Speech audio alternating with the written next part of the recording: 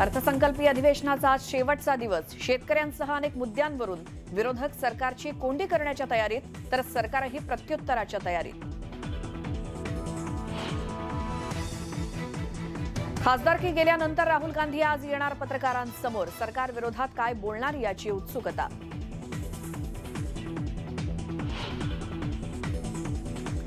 राहुल गांधींविरोधात कारवाईमुळे देशभरात आज काँग्रेसचं जेलभरो आंदोलन, तर भाजपही उतरणार रस्त्यावर.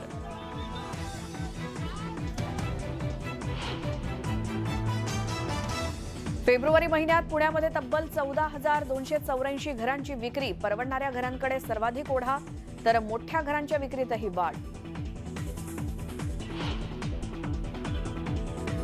पंतप्रधान नरेंद्र मोदी आज कर्नाटकच्या दौऱ्यावर. रिसर्च सेंटरसह मेट्रो लाईनचं करणार उद्घाटन.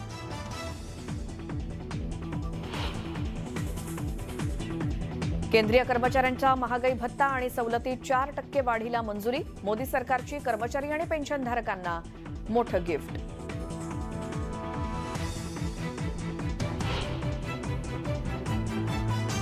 मुंबई इंडियन्सची फायनलमध्ये धडक. यूपी वॉरियर्सचा 72 धावांनी केला दारुण पराभव.